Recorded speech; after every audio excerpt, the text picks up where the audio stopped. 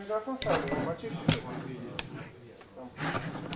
Микрофон просто что так? Не, я скажу.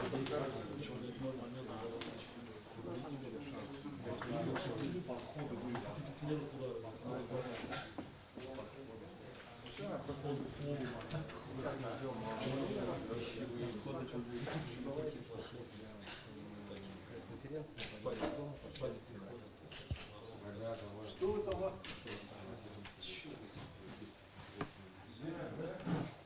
Да, я попробую включить.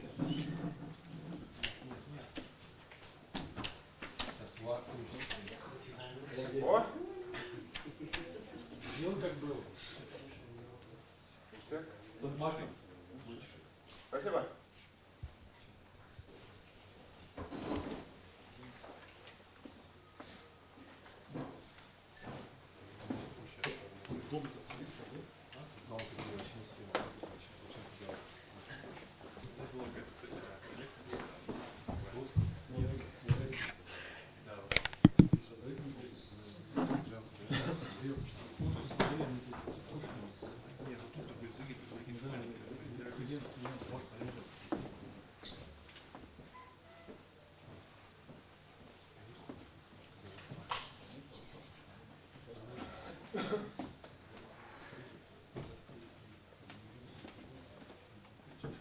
Микрофон-то где?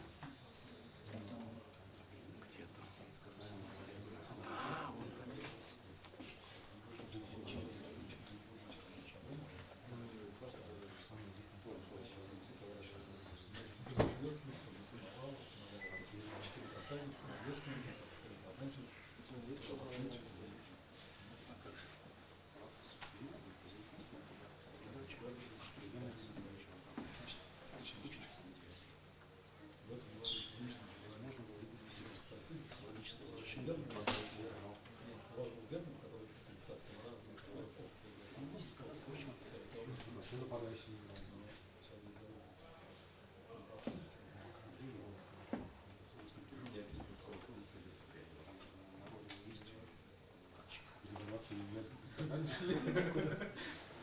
Москву здесь уже.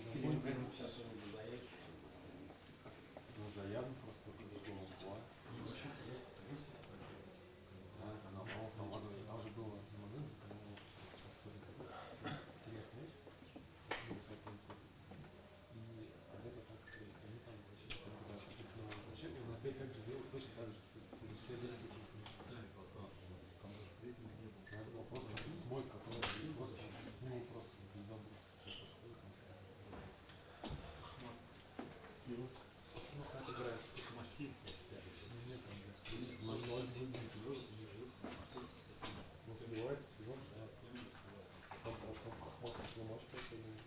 сегодня лично я говорю, сегодня лично купили скажи, слушай, по-моему, запас там приехать, годовой шапка ЖРЛ.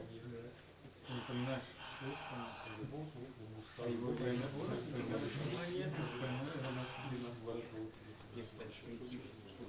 ФНЛ, это будет я уже завалил.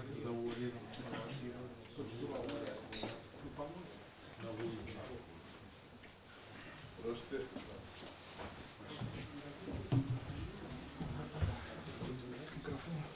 Сюда, да? Добрый день. Начинаем нашу послематчевую пресс-конференцию. Ваше внимание, комментарий главного тренера Крыльца на дорогу Божию. Ну, игра тяжелая, как и ожидали. Два соседа по турнирной таблице, которым следует борьба за выживание. Так выглядело. И очень важно, думаю, что давление было большое и на игроков, и на тренеров. И первый тайм, думаю, что был интереснее. Мы больше контролировали мяч и лучше играли, когда были с одинаковым числом игроков, как Рубин, чем потом, когда были в меньшинстве. Второй тайм сначала у нас было пар хороших моментов, когда мы не забивали, и после этого тоже было удаление Зинсковского. Даже раньше мы бросили играть, контролировать мяч. Рубин начал нас пожимать в свои ворота, и на концу не без тревоги было последних 15 минут, но слава Богу, у нас была удача, и стояли, выиграли, и это самое важное для нас было сегодня забрать 3 очка. Спасибо. Пожалуйста, вопрос. Здравствуйте, с победой. Спасибо. Скажите, пожалуйста, для Владимира Москалева это была первая игра в качестве главного арбитра после долгого перерыва. Можете дать оценку его работе? Вы знаете, что тренерам запрещено оценивать работу судьи, так что не могу по этому поводу ничего говорить. Работа видеоассистента. Что? Работа видеоассистента, потому что очень долго сегодня смотрели повторы, и там не всегда техника срабатывала. Я не знаю. Никого не видел от них. У меня так вопрос по Антону Зиньковскому. Не было мысли, что стоило, может, его поменять до удаления? Он ведь это так на карточке висел уже. Вы просто не успели. Били, к сожалению, и, может быть, это моя ошибка. Удивил ли вас чем-нибудь сегодня казанский Рубин, или вы смотрели матч первого круга и сегодня было то же самое? Ну, знаете, как это вообще новая команда. У команды есть очень много новичков. Они гораздо лучше играли с Тамбовом, чем сегодня. Но какое-то время нужно. Вы представляете, сколько новых игроков. Это вообще другая команда, чем команда, которая играла с нами прошлую игру в Самаре. Так, надо времени, надо терпения. Федор, у вас второй матч подряд уже Фролов стоит в воротах. Можно говорить, что он сейчас первый номер крыльев? Ну да, можно сказать. Еще будут вопросы? А может быть Фролов и кто-то другой, но сейчас Фролов. Не, ну, то есть на оставшиеся игры скорее Фролов будет стоящий Гадыш. А это трудно угадать, кто знает. Если будет хорошо стоять у ворота, будет он. Если не будет, будет другой. Если вопросов нет, спасибо. Спасибо, удачи.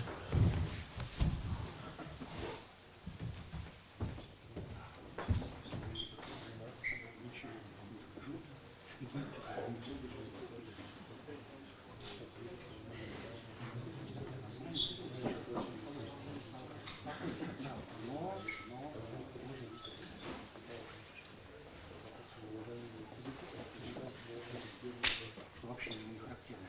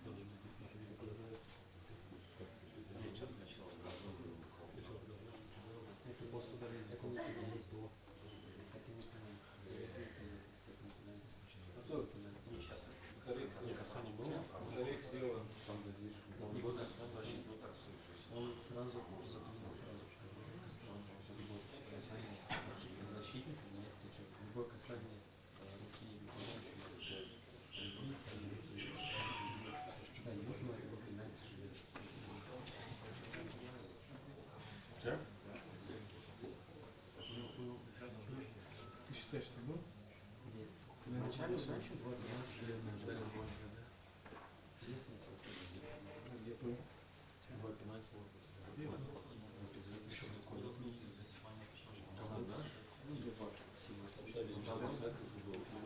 У нас тоже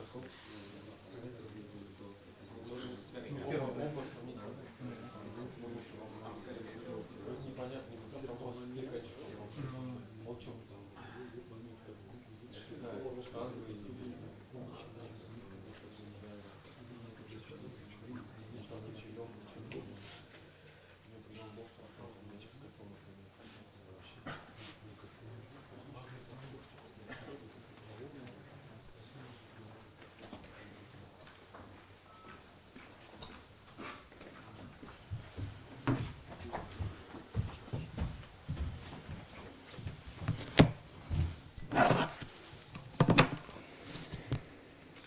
Добрый вечер, коллеги. Вашему вниманию главный тренер Рубина Леонид Викторович Слуцкий. Леонид Викторович, краткий комментарий. Достаточно сложно комментировать сегодняшний матч, потому что в течение первого тайма уже случилось несколько эпизодов, которые сильно повлияли на дальнейший ход встречи. Это касается и отмененного гола после ВАР, после просмотра. Это и пропущенный мяч в таких, на мой взгляд, достаточно полукурьезных обстоятельствах. И, естественно, красная карточка Кварацхелии за 2 нарушения абсолютно непонятно в центре поля. Вот. После этого понятно, что героически пытались изменить ситуацию и, собственно говоря, пытались доминировать, не бросили весла, продолжали играть. Вот, но не хватило нам ни игрового, ни кадрового потенциала для того, чтобы сравнять счет в этой игре. Пожалуйста, вопрос. Артур. Леонид Викторович, уже прошел второй матч, при этом команда все равно создает очень мало голевых моментов. В Нижнем Новгороде вы говорили, что слишком плотная защита Тамбова не давала. Сегодня вроде пространства было побольше, но все равно голевых моментов было мало. Ну, в первом тайме это связано с большим количеством потерь в завершающей части, потому что много очень мы теряли мячей уже в последней трети, и поэтому не доходили эпизоды до моментов. Во втором тайме это было связано с том, что несколько сложновато было создавать моменты в -1 человек. Но в целом вы правы, то есть проблема в атаке, она безусловно существует, и пока и уровень взаимодействия атакующей линии, и сама ее эффективность, конечно же, оставляет вопрос. Леонид Викторович, Коновалов и Подберезкин вместе играют второй матч. Сегодня они в центре защиты играли. Еще по матчу с Кайратом казалось, что они в оборонительных действиях проседают. Почему вы продолжаете ставить их в основной состав? Они сегодня много потерь совершили в центре поля. Ну, на самом деле, с Тамбовым играла пара Коновалов и Бельгорд опорных. Вот, поэтому мы варьируем эту пару. На самом деле, пара Коновалов-Подберезкин сыграла огромное количество других контрольных матчей, кроме Кайрата, где они были крайне эффективны и действовали достаточно качественно. И я не считаю, что, например, сегодня, да, потери совершали, безусловно, но если мы говорим про какие-то оборонительные действия, я не помню какого-то большого количества атак именно через центральную зону, то есть здесь точно это наша не первая проблема, которая есть. Вот. А Бельгорд не играл сегодня, потому что он получил травму в предыдущей игре с Тамбовым. Не тренировался всю неделю, он только вчера сделал легкую разминку, поэтому был большой риск выпускать его. А больше у нас полузащитников оборонительного плана в команде нет, насколько мне известно. Артур. Сегодня крылья были намного быстрее вот в этих фазах перехода от обороны к атаке и от атаки к обороне. С чем это связано? То есть Рубин очень плохо выбегал в атаку и очень плохо после потери мяча возвращался. Ну, вы говорите сейчас про матч в целом, или про второй тайм, или про первый тайм? В первом тайме я не согласен. Я считаю, что в целом мы пытались комбинировать. С голом, допустим, тоже первый. Потери в центре поля. Ну, эпизод с голом, там потеря, просто она была настолько простая потеря, когда Зурико там потерял мяч, там невозможно было просто-напросто уйти в переход, там надо было просто оставаться двум центральным защитникам с игроками, к которым они ближе располагались, и, собственно говоря, все, не надо было Сантушу двигаться далеко вправо, пытаясь подстраховать Старфилда в этом эпизоде. Поэтому это не ситуация, связанная с переходом, это ситуация, связана просто с потерей, когда вся группа атаки и опорные полузащитники остались за линией мяча. Вот. Поэтому других моментов, если честно, я особо и не вспомню, где бы в переходах у нас бы не удавались какие-то действия. Да, у нас Были свободные зоны и в первом тайме, где крылья получали мяч, но мне кажется, что ну, как и предполагалось, что и у нас тоже было большое количество возможностей получать мяч между линиями и уже дальше создавать атаки. Но, к сожалению, еще раз говорю, в последней фазе атаки мы были непродуктивны. Насколько Рубину мешают те моменты, когда судья долго смотрел повторы, связанные с ВАРом, да? Ну, в целом оцените работу судьи, вы остались довольны? Я не видел эпизод пока с отмененным голом, но это, наверное, основной момент, поэтому я не могу его комментировать. Насколько я сейчас разговаривал с футболистами, он сказал ребятам на футбольном поле, что Кварацхелия находился в положении вне игры, но насколько я... Что? Ставил блок, заслон. Ставил заслон защитник, который держал санкции. Вот, ну, еще раз говорю, я не могу оценить этот эпизод, пока я его не видел. Вот, судья принял такое решение, значит, он принял такое решение, эпизоды с 2 желтыми карточками Кварацхелии. У меня первая желтая карточка вызывает большие вопросы, потому что это было прямо рядом со мной, и, на мой взгляд, ну, это был первый эпизод, и сразу желтая карточка, наверное, можно было и не показывать в этом эпизоде. Но повторюсь, что за последние годы я отвык оценивать судейство, поэтому я пытаюсь оценивать игру нашей команды. Дарко Евтич проводит второй матч в основном составе. Как оцените его игру? Не кажется ли, что сегодня за 30 минут, ну, чуть меньше, Макаров как бы лучше себя показал, чем за 2 матча Евтич? Евтич действительно и первую, и вторую игру выглядит, скажем так, к нему есть вопросы, но, опять же, я повторюсь, что когда мы говорим про иностранцев, приезжающих в наш чемпионат, ну, то есть считанное количество иностранцев, которые были, ну, принципиально иного уровня, они могли сразу попадать в чемпионат без адаптации. Практически всем остальным, на моей памяти, требовалось это время, поэтому я сейчас не готов сравнивать Евтича и Макарова конкретно. Я просто говорю о том, что пока и Сантушу, и Евтичу, ну там Абельгарду у него меньше было игрового времени в этих 2 матчах. Ну, то есть им потребуется определенное время. Я понимаю, что у нас этого времени нет, но здесь по-другому никак. Саша, хотел вопрос. Почему сегодня Владимир Кайф не попал за Евту? Что-то с ним случилось? Ну, скажем так, у него там есть небольшие проблемы с голеностопом. Вот. Поэтому было принято решение, что готовить его к следующей игре. Леонид Викторович, вопрос такой. Со стороны показалось, что, играя в меньшинстве, Рубин в созидании преуспел больше, нежели когда составы уже были уравнены. Вам так не показалось? Что в меньшинстве как-то играется более активно, что ли?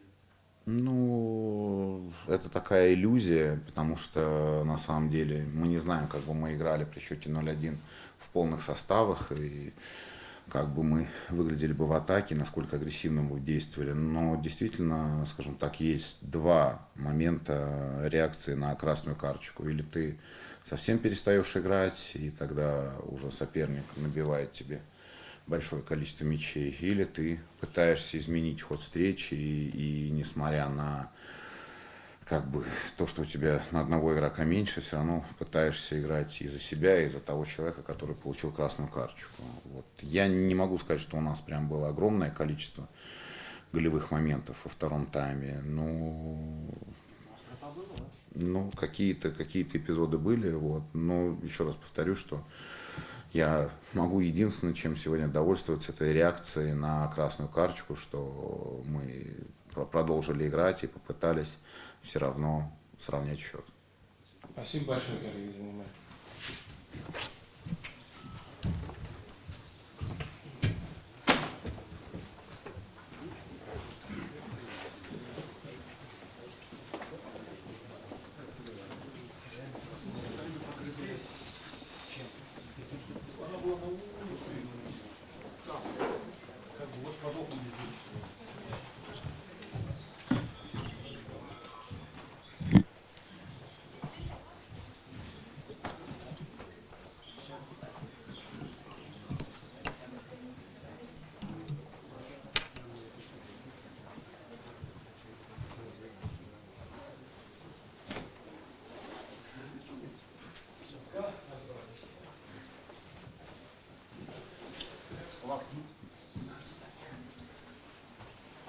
Микрофоны возьму сейчас.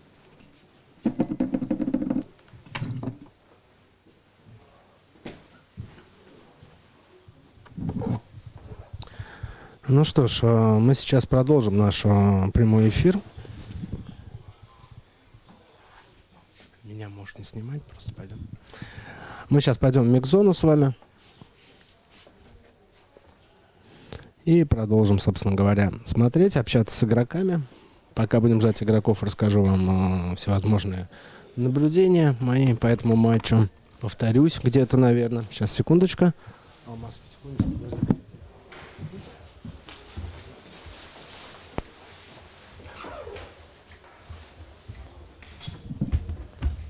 Погнали.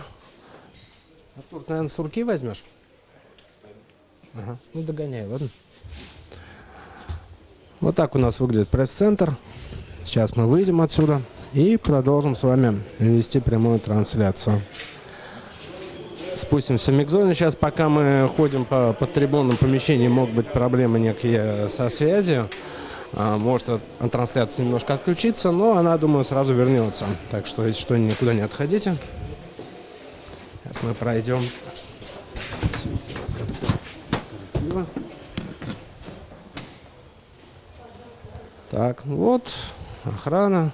Все отлично. Болельщики уже, как видите, разошлись, пока мы ждали наставников, играющих сегодня команд. Алмаз, аккуратно там скользнуться можно. Сейчас мы посмотрим, помимо микс-зоны, как игроки будут после столь тяжелого поражения сегодняшнего общаться с болельщиками, будут ли давать автографы, как это мы привыкли видеть. В общем, посмотрим, покажем вам все закулисье сегодняшней игры.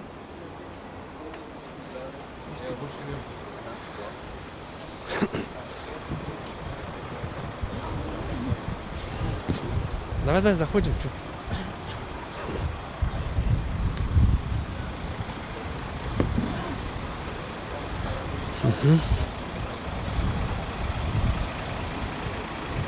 Вот у нас автобус Казанского Рубина. Ну а мы идем напрямую в микс-зону. Снимаем игроков. Может быть, Сергея Рыжикова увидим. Он сегодня не играл. На чемпионате потерял место в основном составе. Вот. А мы сейчас еще бегать будем, ну, к игрокам. Он-то особо не сможет бегать. Вот, как вы видите, да, кстати, у нас есть группа, не группа, а канал в Ютубе. Там в более хорошем качестве трансляция идет. Можете перепрыгнуть туда. Легко найти в поиске Ютуба. Вбейте ТНВ, и все будет окей. Мы ждем игроков.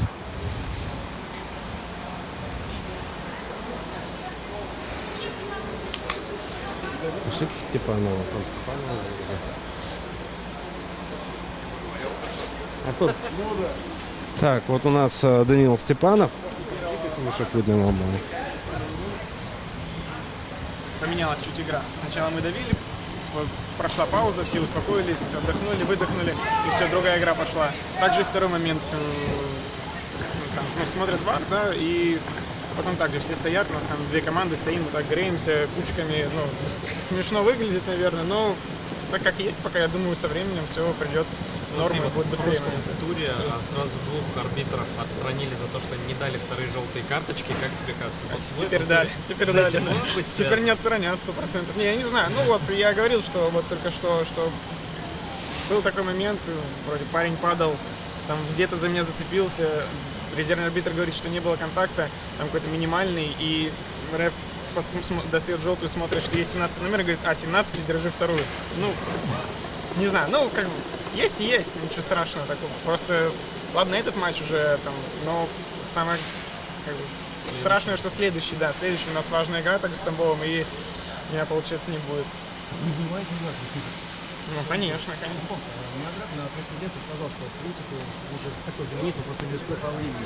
Возможно, ну, обидно, ну, видите, как получилось, подвел команду, но спасибо ребятам, которые дотерпели.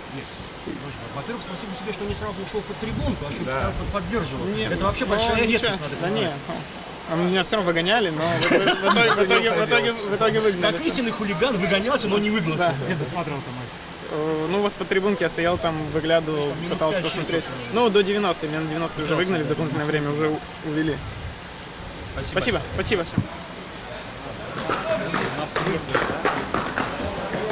Так, это был Степанов, который при Слуцком не попадает в состав.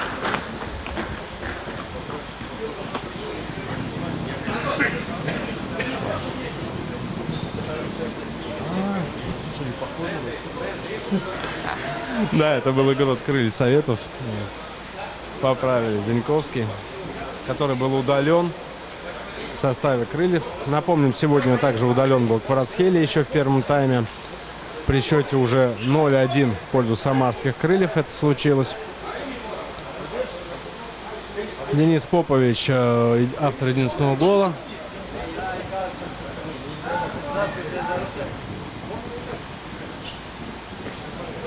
Спасибо.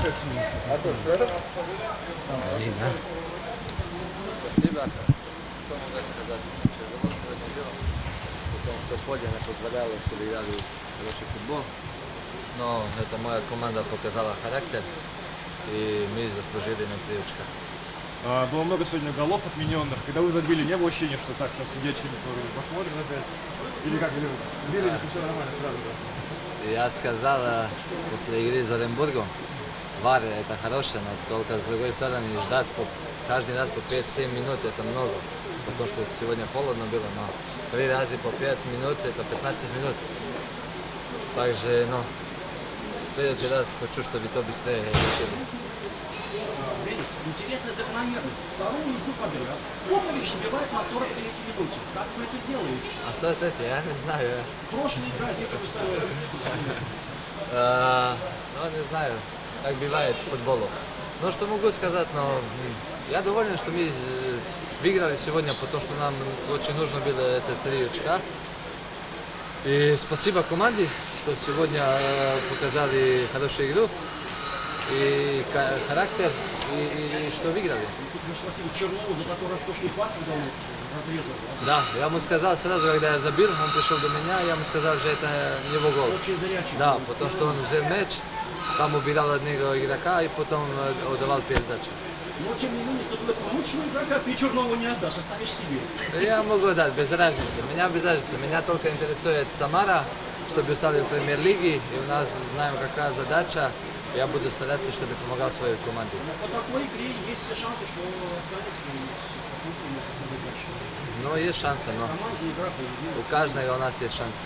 У нас там 16 это команды, и каждая команда есть шансы, чтобы стала в премьер-лиге. Поэтому будет борьба до последнего тура. Как вы считаете, чем отличается нынешний Рубин Слуцкого от Рубина Шаронова? Есть какие-то вообще отличия? Ну, у меня полгода здесь не было, но раньше я помню, Рубин тоже там старался, но другая формация была, сколько я помню. А сейчас в Слуцке это, команда хочет играть в футбол, но просто сегодня на этом поле не можно играть в футбол. Но поэтому я желаю только Рубину все хорошо и чтобы все стали в премьер-лиге. Спасибо. Не за что. Очень неудобно вот с этой херней. Она же приехала, да? Я не дотягиваюсь. Я надеюсь, что это сама. Ну что ж, продолжается у нас микс-зона. Интересно, выйдут ли игроки Рубина.